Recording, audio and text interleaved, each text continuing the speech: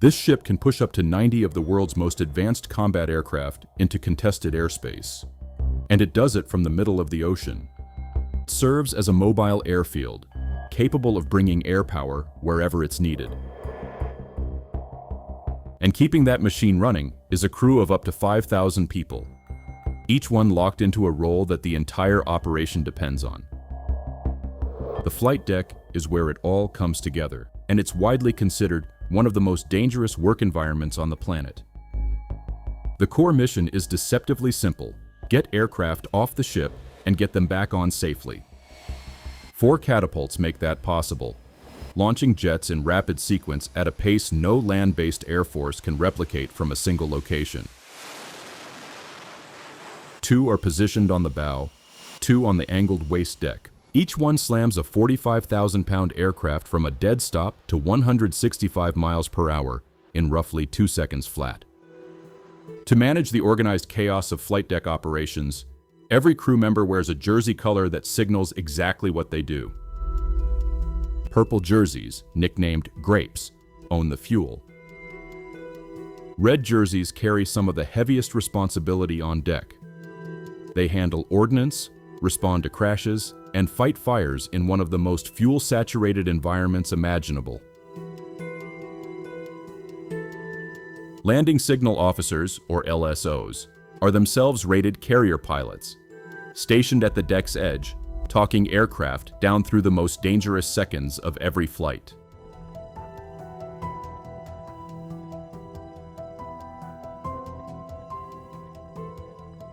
Green jerseys are the engine of the flight deck, maintaining aircraft and operating the catapult and arresting gear systems that make every launch and recovery possible.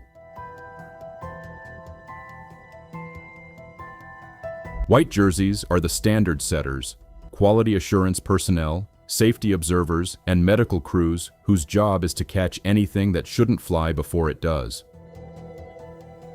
Blue jerseys keep everything moving between launches, chalking wheels, chaining down aircraft, and driving the tractors that reposition jets across a pitching, wind-swept deck. Brown jerseys are the plane captains. The sailors who own specific aircraft conduct every pre- and post-flight check and are the last set of eyes on a jet before it leaves the deck. Yellow jerseys own the most visible moment on the entire flight deck. They move every aircraft, and they're the ones who send it flying. Every one of those launches has a potential direct line to troops on the ground, soldiers and Marines who may be waiting on air support to survive a firefight. In those moments, the minutes it takes to get a jet off the deck can be the difference between a mission accomplished and a catastrophic loss. That's the weight every crew member carries, and why precision, speed, and trust are non-negotiable on this ship. What makes it all possible at a strategic level is the nuclear reactor below deck, giving the carrier over 20 years of propulsion without refueling, while supply ships keep the aviation fuel, food, and weapons flowing.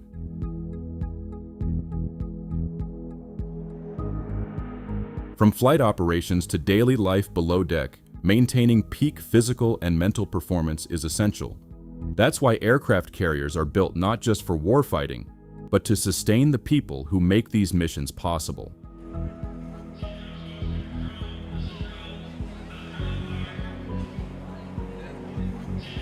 Most of these gyms operate 24 hours a day to accommodate sailors working around-the-clock schedules.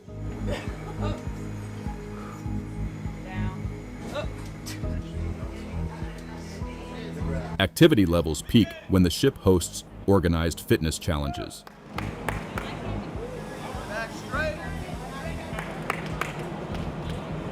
Afloat recreation and fitness specialists, known as Fun Boss and Fit Boss, plan programs designed to strengthen both physical health and morale. For large-scale events, the hangar bay transforms into a space for games and recreation. While these activities provide relief from daily routines, they also prepare sailors for the unpredictable challenges of life aboard a carrier. Alongside fitness, sailors also prioritize personal grooming. To maintain a sharp and professional appearance, every aircraft carrier includes an onboard barber shop.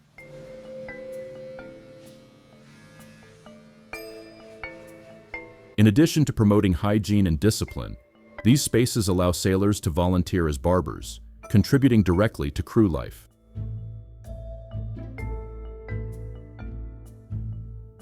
Daily living continues below decks, where sailors sleep in berthing compartments filled with stacked racks.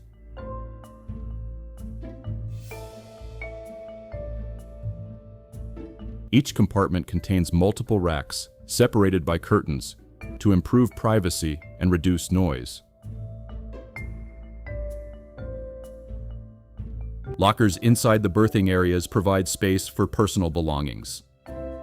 Despite limited space, sailors personalize their racks to create a sense of home. The mess decks serve as the social hub of the ship, where sailors gather for meals and conversation. Culinary specialists prepare food around the clock. On Nimitz-class carriers, 5 galleys are strategically positioned to feed the crew efficiently. Meals are designed to meet the full nutritional needs of the crew. On average, more than 17,000 meals are served each day, including roughly 500 pounds of hamburger meat and 800 pounds of vegetables. Aboard U.S. aircraft carriers, Christmas is celebrated with decorated mess halls, special meals, and video calls home, bringing a touch of holiday spirit to life at sea.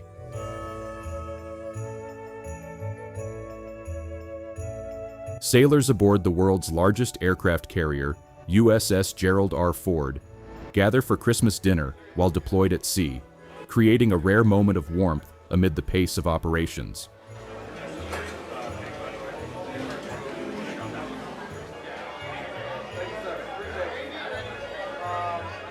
More than 4,500 crew members line up in the ship's massive galley, where holiday lights, themed decorations, and an appearance from Santa boost morale thousands of miles from home.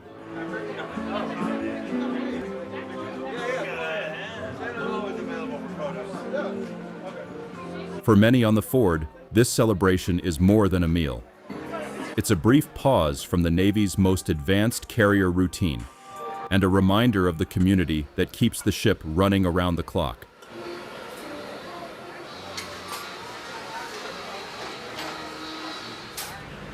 Just like Christmas, Thanksgiving at sea brings sailors together with comforting traditions and a festive meal that reminds them of home. Even miles from shore, galley crews host legendary eating contests that bring moments of fun and build strong camaraderie.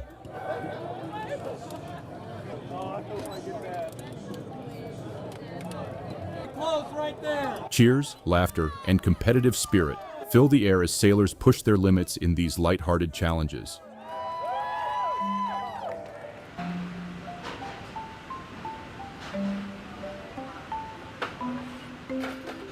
While nutrition remains critical to keeping troops mission-ready, the sheer scale of daily meal prep by Navy chefs is nothing short of remarkable. Before joining the fleet, sailors attend Navy Culinary Specialist A School, learning to feed thousands aboard the ship. At A School, sailors master sanitation and nutrition, learn portion control, culinary math, and other essential techniques to run a professional kitchen.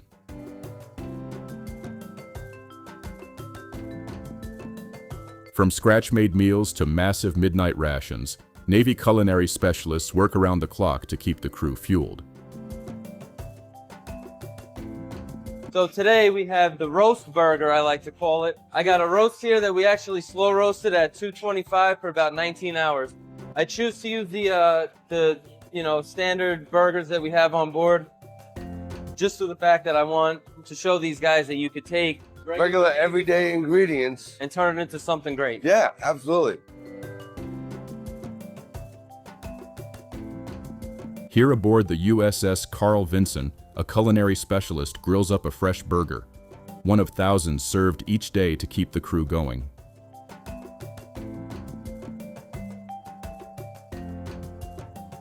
This 5-star burger, I don't know if you realize where I am right now. I'm in a galley on a ship. I'm about to eat this.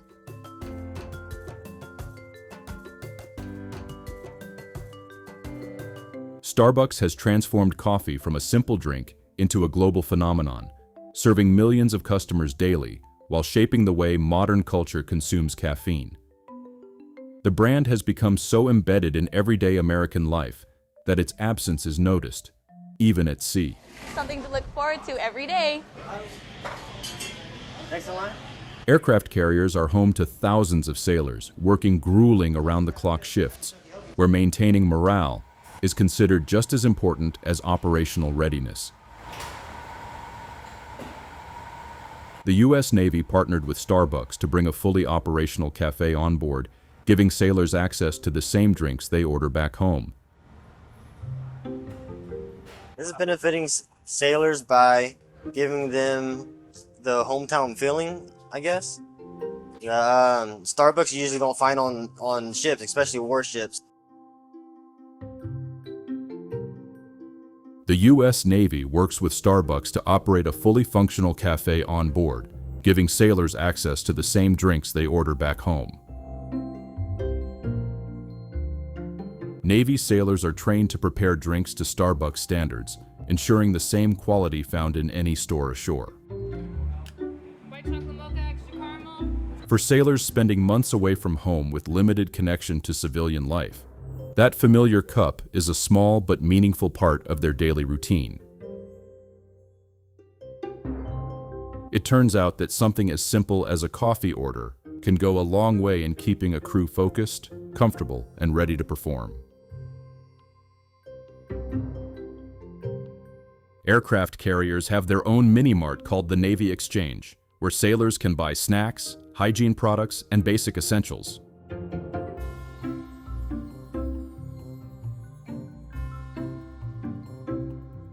Open nearly every day, the store helps sailors stay stocked during deployments that can last 6 to 9 months at sea.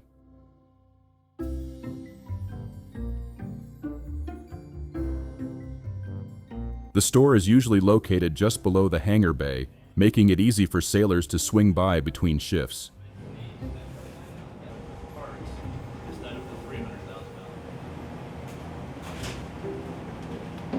Supplies are replenished during port visits or through underway replenishments, keeping the shelves stocked even in the middle of the ocean.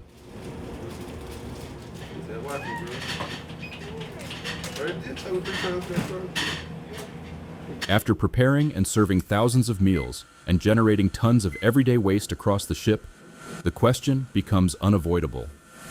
How do aircraft carriers get rid of all their trash?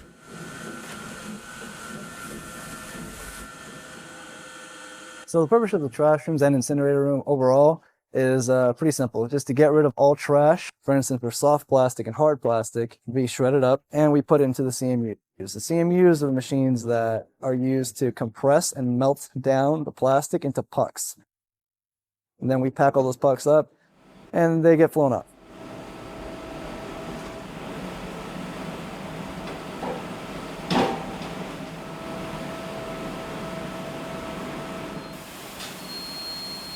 Around 15 to 20 sailors are assigned to operate the ship's trash incinerator rooms at any given time, with most coming from engineering-related rates.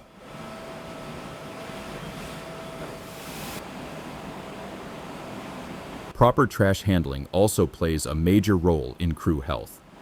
Food waste can only remain in areas like the galley for a limited time.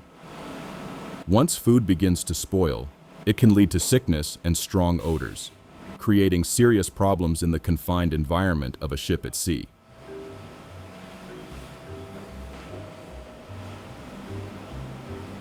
Even the timing of trash disposal is carefully controlled.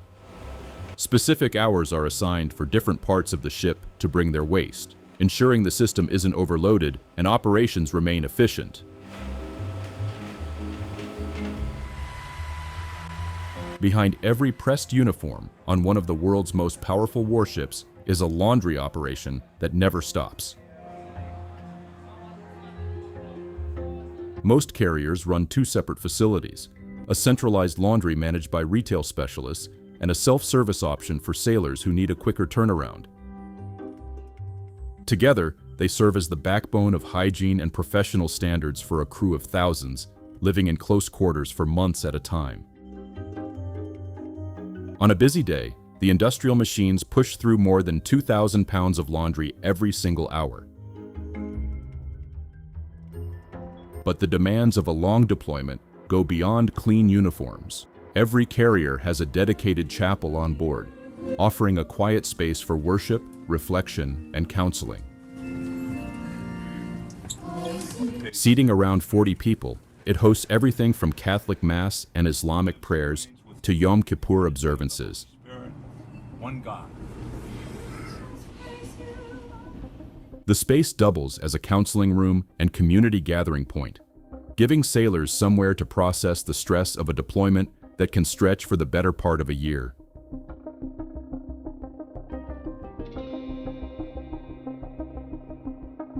A carrier deployment can last 6 months or more, with thousands of sailors locked into a rhythm of maintenance, flight preparation, and precisely timed launch and recovery cycles. Every day is structured around keeping an extraordinarily complex machine and its people ready to fight at a moment's notice. And yet, even on the flight deck, one of the most hazardous workplaces on the planet, the Navy carves out space for something almost absurdly normal. The Steel Beach Picnic is the carrier's most anticipated event, a scheduled pause in operations that the crew looks forward to for weeks. The flight deck, or hangar bay, gets transformed into a makeshift beach, with grills fired up, food and drinks distributed, and the weapons of war temporarily replaced with folding chairs. Sailors play basketball, hit golf balls off the bow, and compete in games that have no tactical value whatsoever, and that's exactly the point. These few hours of normalcy can carry a crew through weeks of grinding routine, and the Navy knows it. Which is why, on longer deployments, leadership sometimes authorizes one of the most surreal sights in the United States Navy. Thousands of sailors, still in the middle of a combat deployment, leaping off the side of a nuclear-powered warship into the open ocean. That's a swim call, and for the crew, it's one of the most anticipated moments of an entire deployment. It sounds like a morale boost, and it is, but it's also one of the most carefully controlled events a carrier can execute. You ready to go? Whatever you say. Here you go. The most unpredictable threat during a swim call isn't the current or the distance from shore, it's sharks.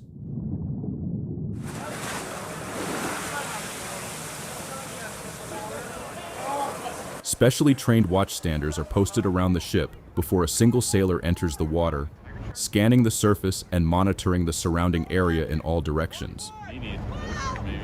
They're prepared to trigger an immediate response the moment anything changes. And if a shark is spotted, the response is instant. Alarms sound, whistles blow, and loudspeakers order every swimmer out of the water before most of them even know what happened.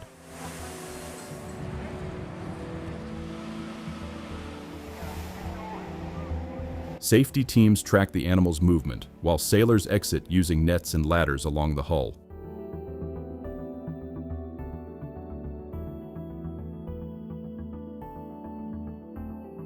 Armed watchstanders hold overwatch from the flight deck, ready to deter the shark if it closes in on swimmers still in the water.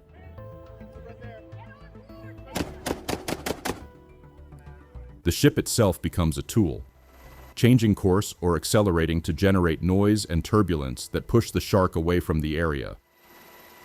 Swim ops stay suspended until the water is confirmed clear, or the event is called off entirely, no exceptions. The Navy's approach is never to engage the animal. It's to move people, control the situation, and remove the risk as fast as operationally possible. The U.S. Navy maintains the most advanced fleet of aircraft in existence, supported by decades of proven operational history.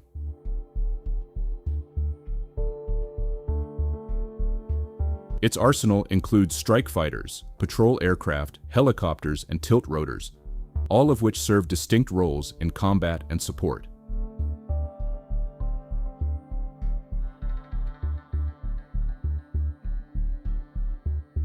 Among the most recognizable are the F-18 Super Hornet, the E-2 Hawkeye, the stealth-capable F-35C Lightning II, the MH-60 Seahawk for anti-submarine warfare, and the MV-22 Osprey for lift operations.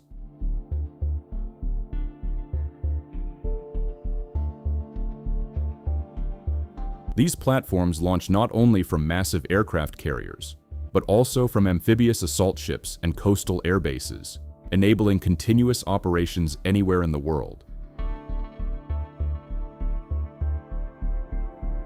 At the heart of these missions is the cycle of launching, recovering, and relaunching aircraft with relentless efficiency.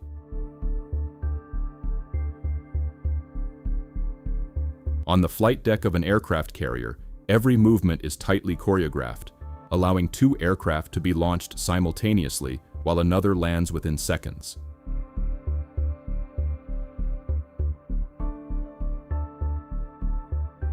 Pilots and deck crew rely heavily on a complex system of hand signals, each tailored to specific maneuvers and aircraft requirements.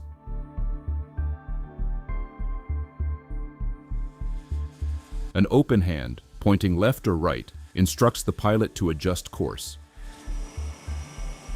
Two fingers pointing upward signal the need to lower the nose, and crossed arms overhead mean the aircraft must stop immediately. A thumbs up confirms readiness for launch or movement, while a thumbs down cancels the operation.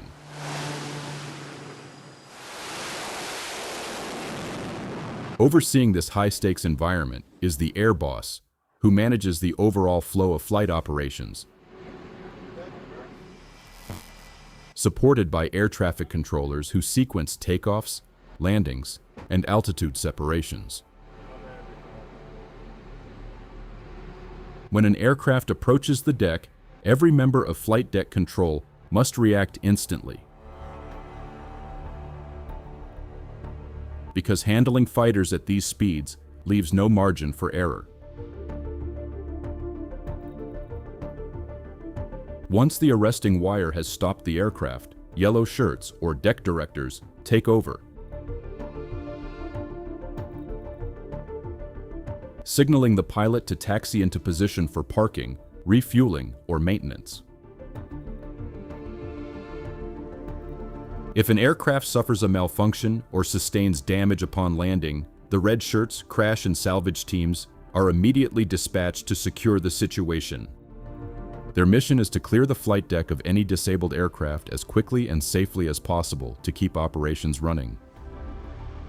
Using specialized tools like dollies, finger booms, and tow equipment, they can move distressed aircraft into safe zones for inspection and repair. Given that refueling and weapons loading often occur simultaneously nearby, strict fire safety measures are enforced throughout the deck.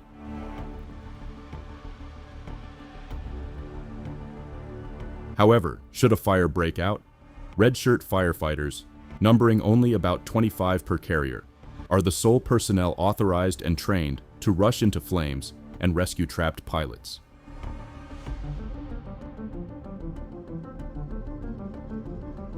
Their role makes them among the most vital emergency responders on board. In cases where conventional recovery methods cannot remove a damaged aircraft, the crash and salvage team deploys Tilly, the massive carrier-based crash crane. This specialized equipment can lift aircraft directly from the flight deck and remove them from the landing area within just 12 minutes, minimizing disruption to operations. Once the landing zone is cleared, the deck is prepared to resume launches without delay. Launch operations themselves require seamless execution. Beginning inside the Integrated Catapult Control Station, also known as the Bubble. From this enclosed control space overlooking the deck, the catapult and arresting gear officer monitors hydraulic levels, pressure gauges, and launch readiness to ensure flawless performance. If the catapult sequence is not perfectly synchronized, the aircraft may fail to reach the speed required for safe flight. Down on the deck, the final authority rests with the shooter, the officer in the yellow shirt, who signals the pilot's clearance for launch. Known for their distinctive crouch and point gesture, shooters confirm aircraft readiness and then unleash thousands of pounds of thrust as the jet roars into the sky.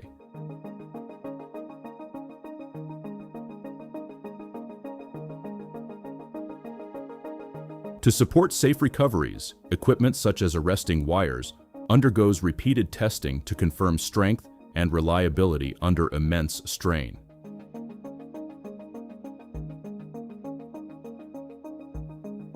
These steel cables must be capable of absorbing the energy of a 50,000-pound jet traveling at speeds exceeding 130 knots, stopping it in just over 300 feet.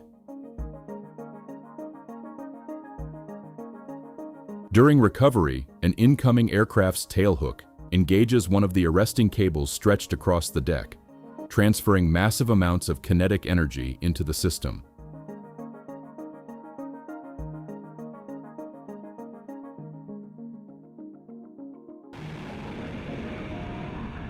Naval aviators undergo specialized training designed to prepare them for extreme conditions while maintaining safety and efficiency.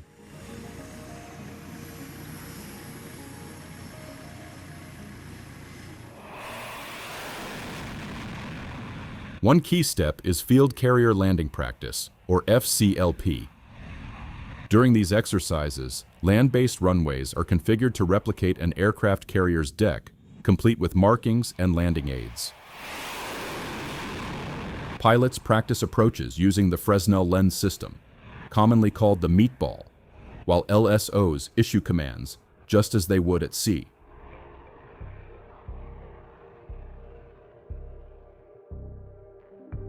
Over time, pilots learn to precisely control the aircraft by following the meatball and responding instantly to LSO guidance.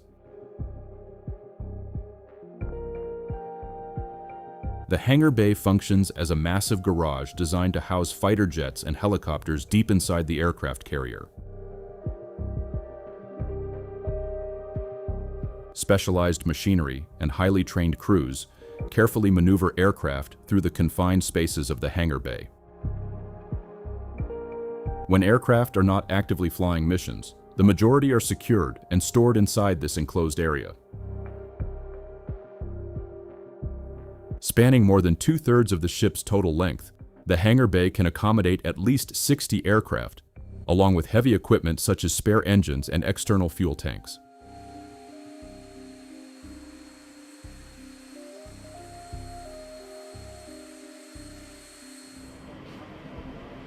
Rising 3 decks high, the bay is surrounded by multiple compartments and protected by extensive safety systems, including advanced fire suppression equipment.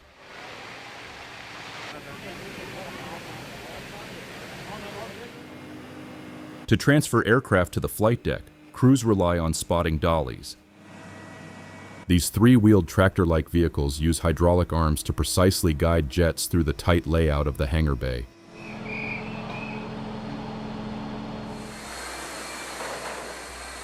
The hangar bay also contains workshops and maintenance spaces where technicians conduct critical repairs, inspections, and refits. Key aircraft systems, including pressurization equipment and oxygen supplies for ejection seats, are continuously monitored and maintained.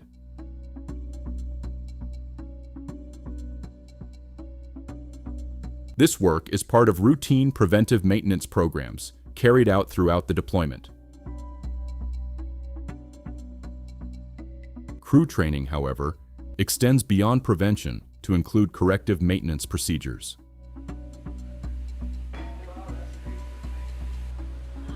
Within the carrier's maintenance department, the tire shop is responsible for inspecting, servicing, and replacing all aviation tires and rims.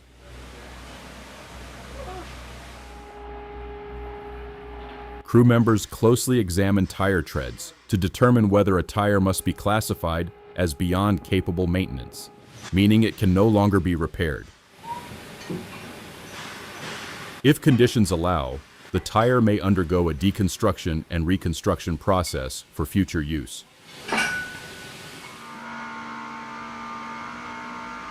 Because the hangar bay spans multiple decks, the ship is equipped with several aircraft elevators to move planes to the flight deck.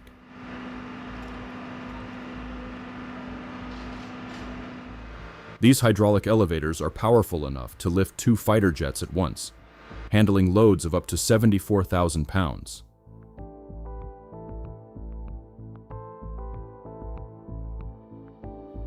Maintaining constant readiness is critical, which is why carrier crews conduct training exercises year-round.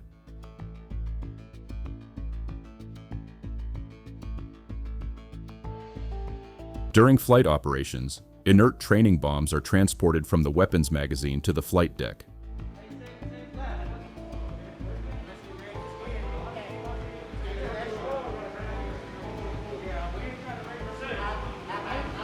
Munitions such as 500-pound Mark 82 bombs are moved using specialized load carts that travel through the ship via internal elevators.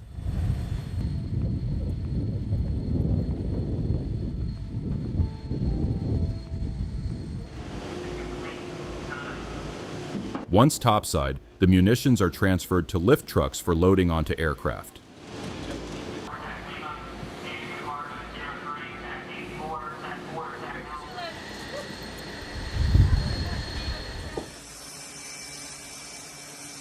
Because these are training drills, the bombs contain no explosive material, using inert filler to replicate the weight of live ordnance.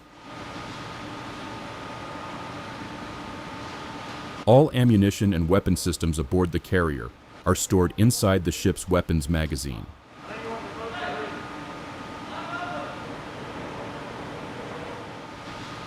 During active operations, the carrier's magazine effectively becomes an onboard factory producing ordnance. The process resembles an assembly line, with highly trained sailors assembling weapons to exact specifications. Because mission timelines can be extremely tight, ordnance must be built as a top priority.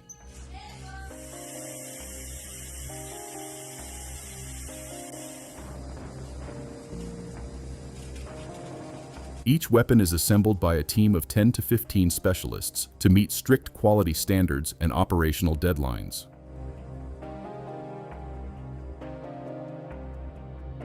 The United States operates one of the largest and most advanced naval fleets in the world, with powerful warships deployed across every major ocean. Each warship is protected by layers of advanced sensors designed to detect threats long before they get close.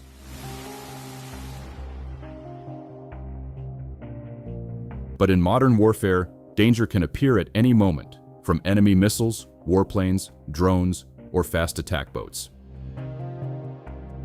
And when those threats break through the outer defenses, U.S. Navy ships rely on some of the most advanced weapon systems ever built to survive in the middle of the ocean. One of the most critical of these systems is the close-in weapon system, known as CIWS.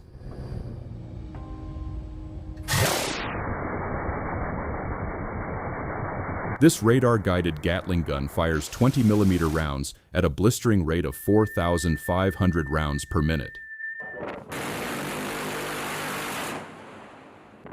The result is a dense wall of fire capable of destroying incoming threats before they strike the ship. Codenamed Phalanx, the CIWS operates almost entirely automatically, detecting and engaging targets within seconds.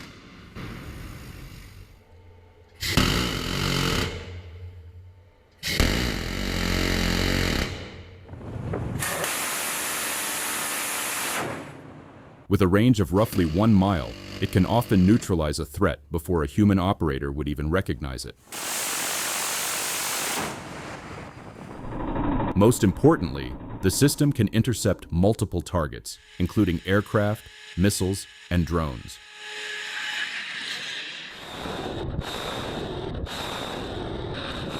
Most U.S. Navy warships are also equipped with some form of vertical launch system, or VLS. These launch cells are embedded directly into the deck and can fire surface-to-air missiles designed to intercept aircraft, drones, or even incoming enemy missiles.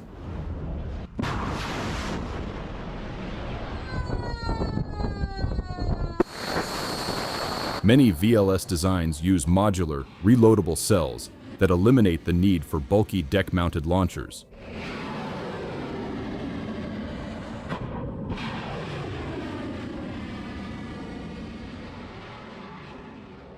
When integrated with advanced combat systems like Aegis, these missiles can engage multiple targets simultaneously with minimal human input.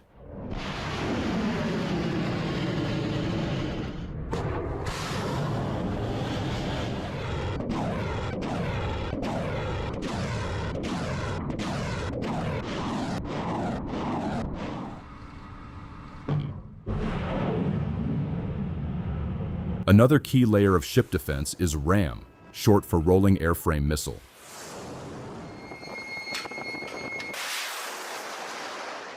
These missiles are lighter and significantly faster than many vertically launched weapons.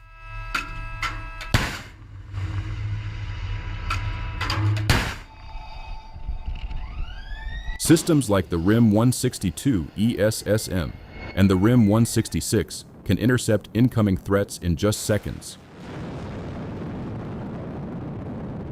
Thanks to their speed, compact size, and low-altitude flight paths, they are extremely difficult for enemies to detect before impact.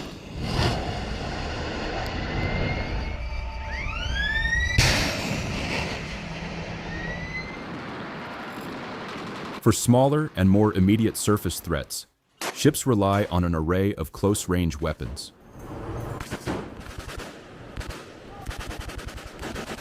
In these scenarios, sailors are trained to operate powerful .50 caliber machine guns. These rapid-fire weapons deliver suppressive fire against small boats, low-flying drones, and other nearby threats.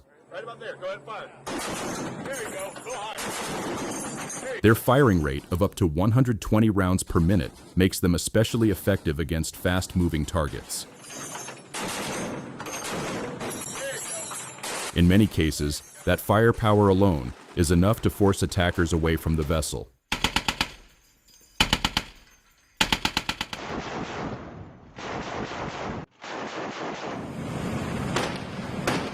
Another powerful system used for close defense is the Mark 38 Mod 3 naval gun. This next-generation weapon can mount a 25mm chain gun capable of firing more than 200 rounds per minute.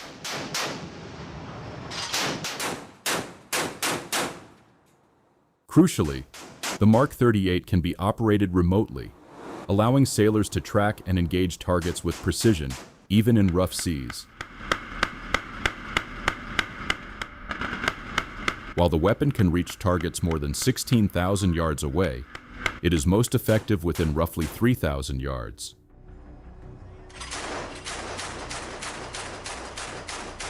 At sea, size dictates everything.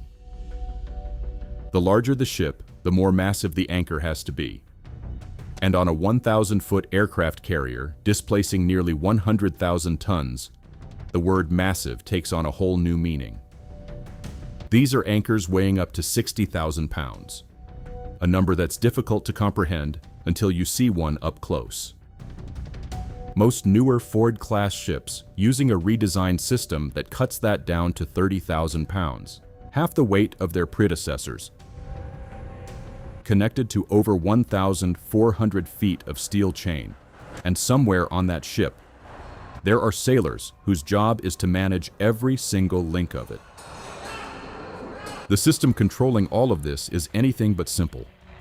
It stretches across multiple compartments deep inside the hull, from the chain locker at the bottom to the windlass room above, connected by a network of pipes and passages handling one of the most mechanically stressed components on the entire ship. The windlass room is where most of the risk lives. Inside, a massive winch system controls both the lowering and the retrieval of the anchor.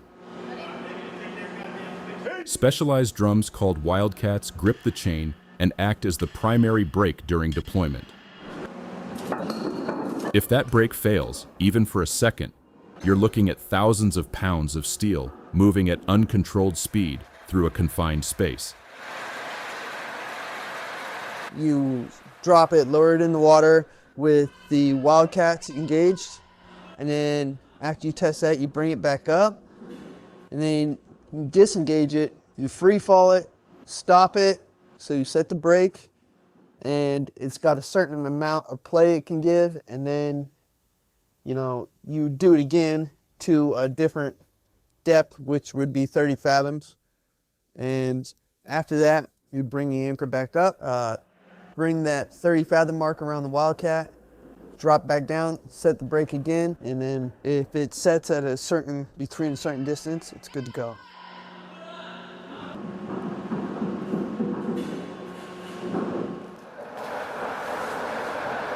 For the sailors running this test, it means operating just feet from a chain under extreme tension.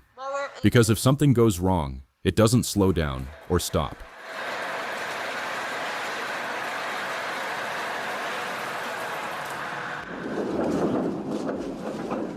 Even high-strength steel degrades.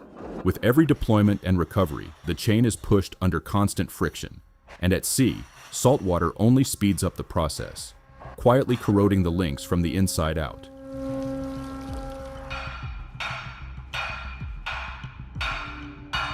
The chain must be inspected constantly, sometimes while the ship is still underway.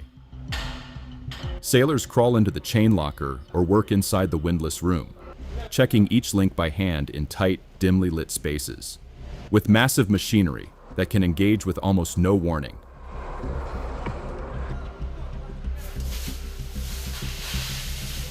When the ship comes into port, the entire chain, all 1,400 feet of it, gets laid out on the dock.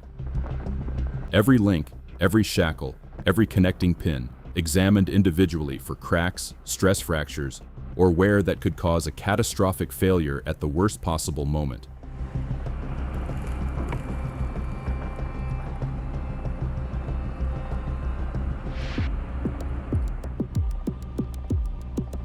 On a vessel this size anchored in open water, a single compromised link isn't just a mechanical issue, it's a mission-ending, potentially life-threatening failure.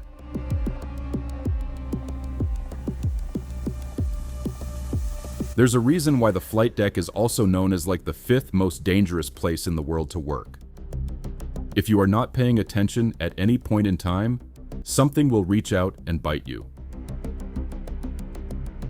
I have a friend of mine who was a chief who was cut in half by the shackle that came off of one of the arresting gear, and he was up at the forward end of the ship. It cut through 2 aircraft and him, and he died. An aircraft carrier can operate nearly 90 aircraft from a flight deck no larger than a few football fields. Every jet engine on board creates powerful hazards for the crew working just feet away. When those engines roar to life, massive jet blast deflectors rise behind the aircraft, shielding sailors and equipment from the intense blast of jet exhaust.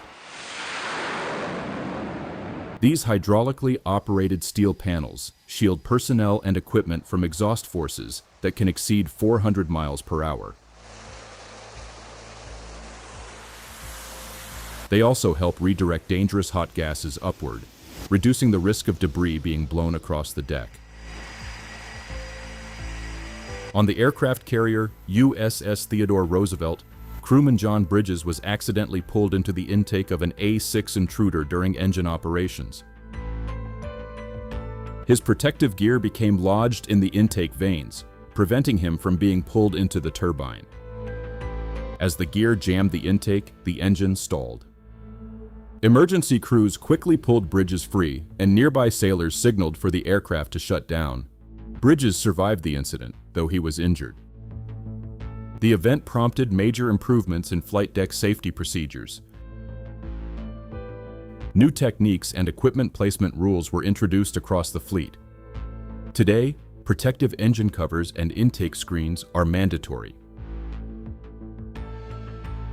When aircraft are parked or undergoing maintenance, these barriers prevent debris from entering engines and protect nearby personnel. Landing on a moving aircraft carrier is one of the most challenging tasks a pilot can face, demanding precision, skill, and nerves of steel.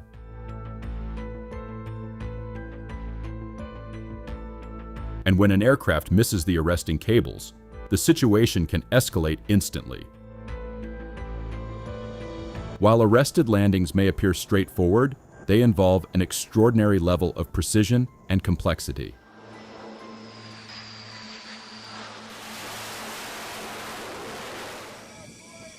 At the heart of the system are arresting cables, also known as cross-deck pendants, stretched across the flight deck.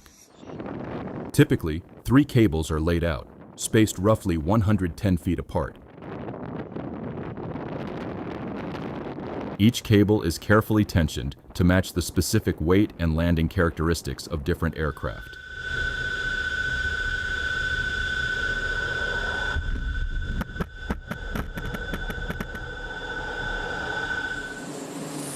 Pilots rely on visual cues from the Fresnel lens optical landing system, while landing signal officers, or LSOs, provide real-time corrections to guide the aircraft to a precise touchdown.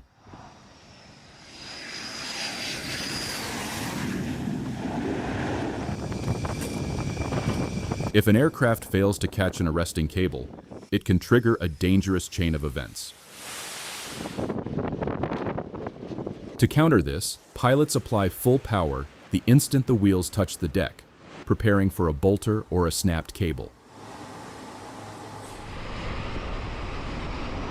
Thanks to the robust design of modern arresting systems, accidents during carrier landings have become increasingly rare.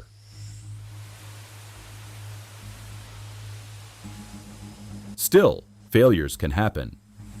In 2016, an arresting cable snapped while attempting to stop an E-2C Hawkeye aboard the aircraft carrier Dwight D. Eisenhower. The aircraft touched down smoothly, and the tailhook initially caught the 4th pendant. But moments later, the cable failed, releasing the aircraft. After being slowed by the cable, the aircraft lacked sufficient speed and plunged off the edge of the flight deck.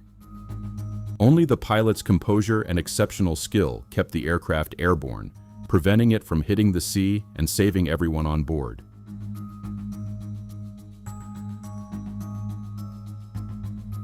A year earlier, another incident involved an FA-18 Super Hornet, launched from the aircraft carrier USS Theodore Roosevelt. Shortly after takeoff, the jet suffered an engine malfunction and crashed into the Persian Gulf. The pilots ejected just seconds before impact and were later rescued by search and rescue crews.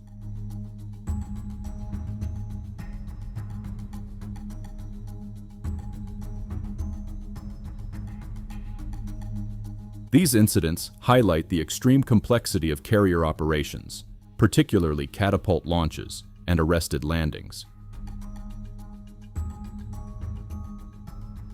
When accidents occur, search and rescue helicopters are often the first to reach the crash site.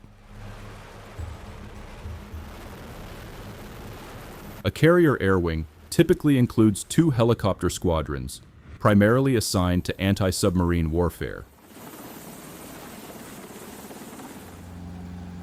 But during emergencies, these crews race against time, knowing that even small delays can cost lives.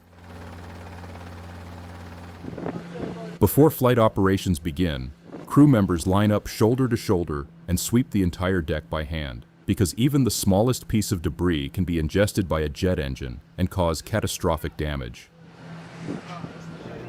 Removing this debris is critical to preventing accidents and mission failures.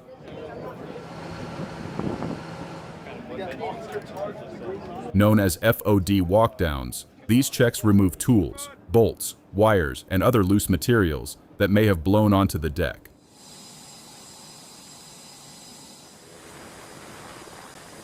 Even a tiny object can cause millions of dollars in damage or threaten crew safety during intense flight operations.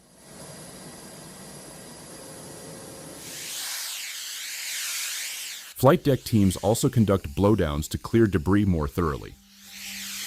Using high-pressure air hoses, sailors systematically push loose material toward designated collection points.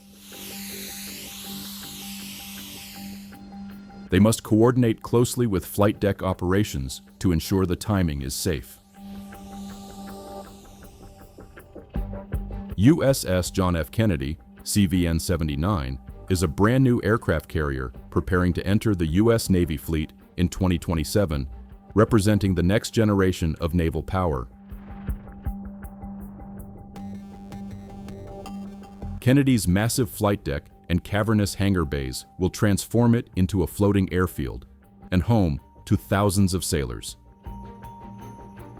Constructing a nuclear-powered aircraft carrier requires years of precision manufacturing and assembly. Massive steel modules are fabricated separately and then lifted into place by heavy lift cranes.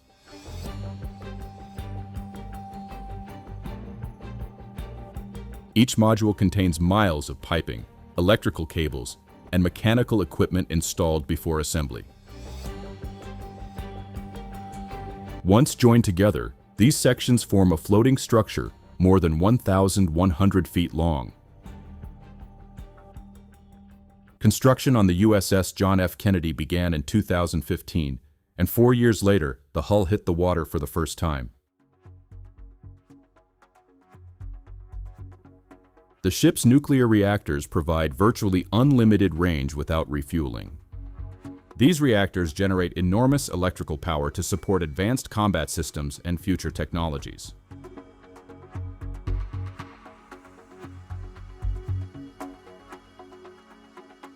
Deep inside the hull, engineers installed a 200,000-pound emergency generator, a last resort system built for the unthinkable.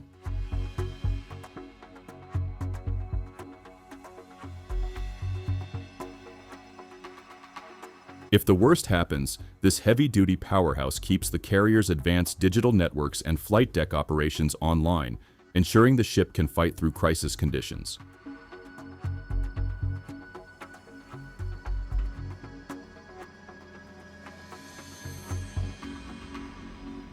The advanced aircraft elevators were among the first major systems activated aboard Kennedy. As crews powered them up, massive platforms rose from the hangar bay to the flight deck. Each lift reflected years of redesign and lessons learned from the lead ship of the class.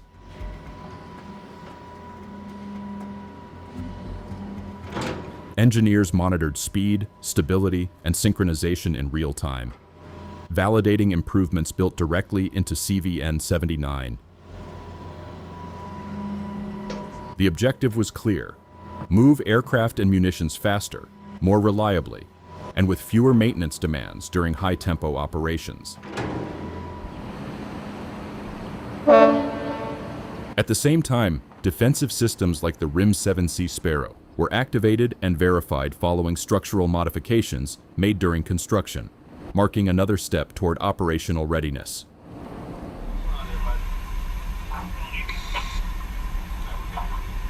High on the ship's island, crews brought the bridge window wiper system online, cycling it from high speed to off, then down to low, while monitoring torque, sweep pattern, and response time. In calm weather, it might seem minor, but at sea it's anything but.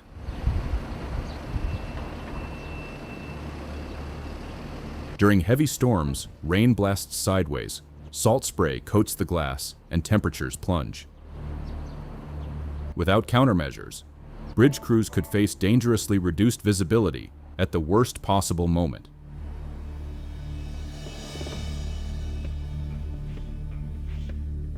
To prevent that, each wiper arm was engineered to clear nearly 80% of the window's surface area, maintaining a wide field of view in extreme conditions. Built-in heating elements embedded around the window frames combat icing and fog buildup, ensuring the glass remains clear even in freezing environments. Within the hangar bay, massive reinforced steel division doors slice the space into secure, isolated sections, safeguarding each aircraft maintenance area against fire, smoke, or structural damage. If a fire breaks out, these doors seal off the affected area, containing flames, smoke, and heat, and preventing damage from spreading across the ship.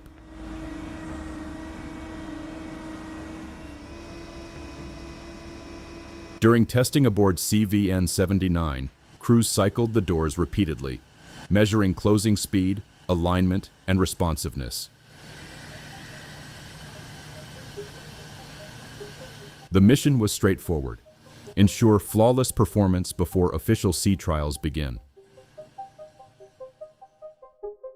With structural construction largely complete in dry dock, Kennedy entered a new phase at the pier. Systems were powered up for the first time, panels energized, switches thrown, and equipment that had taken years to install finally came alive.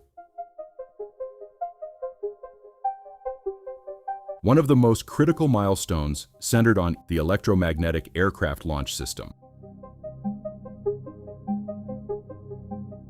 Instead of traditional steam catapults used on older carriers, EMALS relies on powerful electromagnetic pulses to launch aircraft from the deck. At this stage, the program advanced into deadload testing. Massive weighted sleds were positioned on the catapult tracks, simulating everything from lightweight aircraft to fully loaded strike fighters.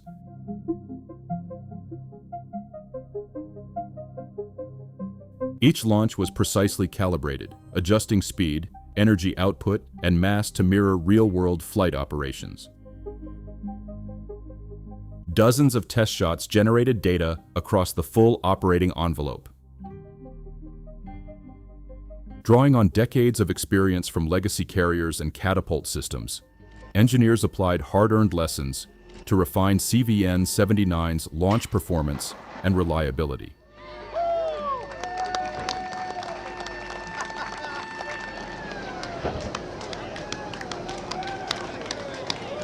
After years of steelwork, system installations, and relentless testing, the carrier reached a turning point. For the shipbuilders, this moment wasn't just about flooding a dry dock. It was about validating years of work. Using 12 massive flood valves, crews began pumping nearly 350 million gallons of water into the dock.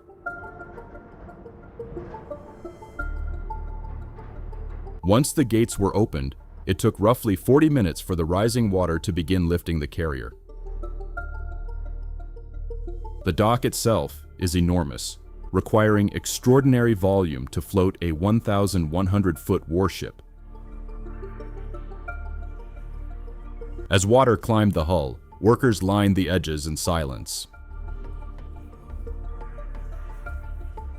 For many, it was the first visible proof that the structure they built was becoming a ship.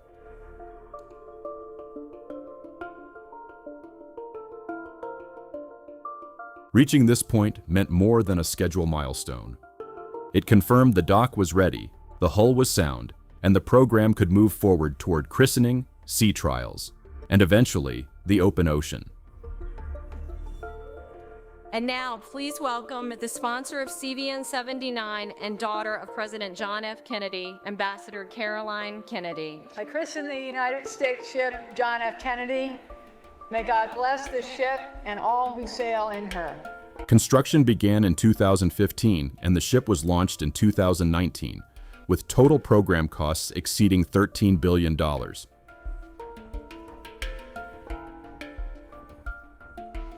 It is the second U.S. Navy carrier named in honor of John F. Kennedy. The first USS John F. Kennedy, CV-67, served the fleet for nearly 39 years before being decommissioned in 2007. And so, my fellow Americans, ask not what your country can do for you, ask what you can do for your country. We choose to go to the moon in this decade and do the other things, not because they are easy, but because they are hard. Let this ship we christen in his name be a testament. As the aircraft carrier bearing his name prepares for operations at sea, its crew carries forward that legacy, serving with pride, purpose, and a shared identity as sailors. Flag bridge downstairs and flag upstairs and one more underneath that. So A redesigned flight deck allows aircraft to move more efficiently between launch and recovery positions. New weapons elevators move munitions from storage areas to the flight deck faster than previous carriers. A smaller island structure improves visibility and frees up additional deck space.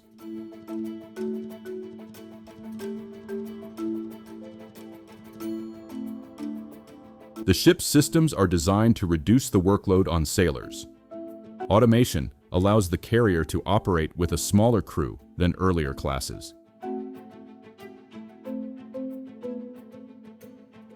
Reduced crew size lowers long-term operating costs. The Ford class is also the first carrier program designed entirely using digital modeling. Engineers created a full virtual version of the ship before construction began. The next ships under construction include USS Enterprise, CVN-80, and USS Doris Miller, CVN-81. Enterprise is expected to be the first carrier built almost entirely using digital workflows. Every nuclear-powered aircraft carrier currently operating in the U.S. Navy was built at Newport News. The shipyard remains the only facility in the United States capable of constructing nuclear-powered carriers. More than a century of carrier development has passed through these dry docks. Today, tens of thousands of skilled workers contribute to the construction process. Welders, electricians, engineers, and planners coordinate complex operations daily. The USS John F. Kennedy has just achieved a major milestone in the evolution of modern warship construction. Before ever leaving the pier, it completed a 5-day fast cruise, a critical test designed to prepare both the vessel and its crew for real-world operations.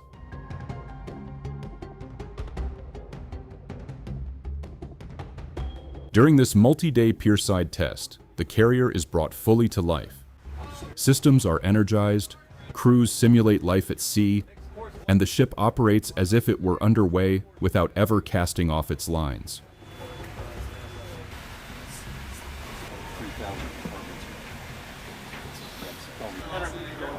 The fast cruise replicates real-world conditions, testing everything from power generation to combat systems coordination.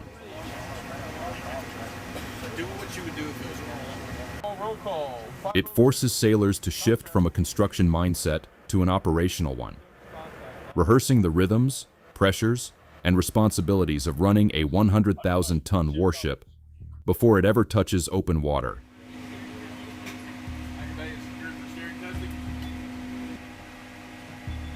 Compared to the previous generation of carriers, the Ford-class design is projected to cut roughly $4 billion per ship in life cycle and support costs. That means more operational availability with fewer resources tied up in maintenance and manpower. Strategically, John F. Kennedy is built to reshape how the Navy fights at sea.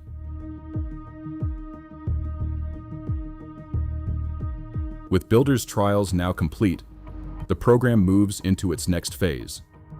Shipbuilders will continue final outfitting and address any deficiencies uncovered during testing. Every vibration, system response, and data point collected at sea will be analyzed and refined.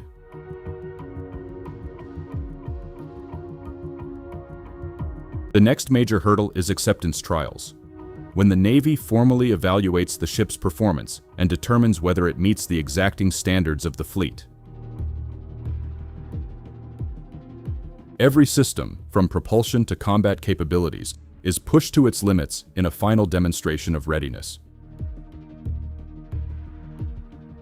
Once complete, the carrier moves one step closer to officially joining the fleet, a floating powerhouse ready to project naval dominance across the globe.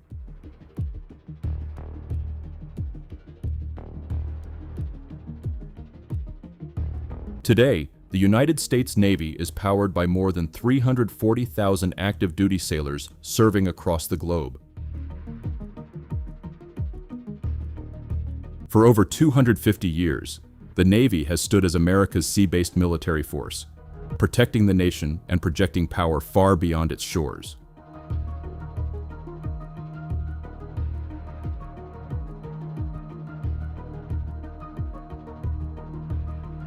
From massive aircraft carriers to cruisers, destroyers, frigates, amphibious ships, and littoral combat ships, the Navy operates one of the most capable surface fleets ever assembled.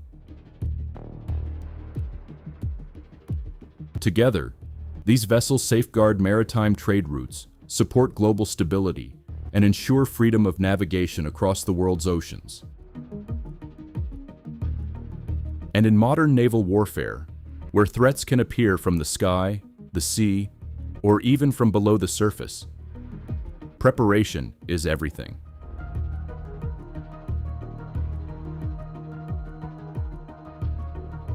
With advanced defenses, powerful weapons, and experienced crews, U.S. Navy ships, and the carriers they protect, remain among the most capable and heavily defended warships operating anywhere in the world today.